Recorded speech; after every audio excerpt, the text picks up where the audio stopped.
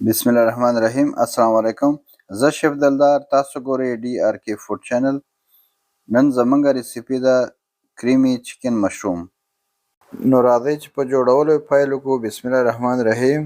غوړي 15 قاشقې، پیاز 2 عدده چاپ شوي، ښه به یې میده کړئ، بیا به یې ښه 2-3 دقیقو لپاره سره کړئ. هغه نه بعد به چرګ پکې مکس کړئ. 2 کیلو د چرګ غوښه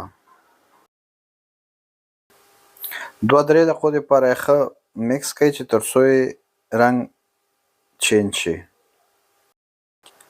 د نورو ویډیوګانو دپاره چینل ډي آر کې فوډ سبسکرایب کړئ چې تر څو تاسو ته نورې ویډیوګانې هم په وخت ورسیږي. مننه. اوږه 2 قاشقې غذا خوري د 1 دقیقې دپاره به یې ښه سره کړئ. 3 قاشقې چای خوري مالګه، تور مرچ 1 قاشقه، زیره پوډر 1 قاشقه، مدراس پوډر 1 قاشقه، تور مرچ دانه‌دار هم 1 قاشقه چای خوري، چکن کیوب 1 دانه، کورکمن 1 قاشق چای خوري.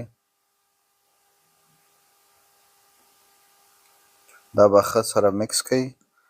2 دقیقو لپاره یې پاخه کړئ. مرخیړي 400 ګرامه، دا به هم 3 دقیقو لپاره 4 دقیقو لپاره پاخه کړئ. اوبه او سرکه 1 قاشقه غذا خوري سرکه سره د 1 ګیلاس اوبو کې، دا به مکس کړئ. کریم 400 ګرامه موږ استعمالو، تاسو کولی شئ زیات و کم استعمال کړئ. تاسو ته بیا ښکاري چې کله ډېر نری نو لږ نور پکې استعمالولی شئ، لکه موږ هم داسې بس ته لږ نور استعمالو. او ښه به کریم پوخ کړئ او همده سره زموږ چینل هم لایک او سبسکرایب کړئ چې نورې نوې ویډیوګانې هم تاسو ته په وخت ورسیږي.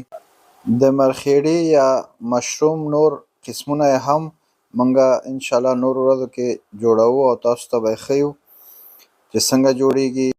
مننه ستاسو د لیدو نه.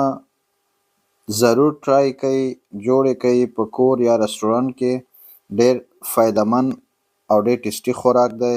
همده سره راکړئ ماته اجازت، بیا به ګورو انشاءالله د یو نوي ریسیپي سره. د الله په امان.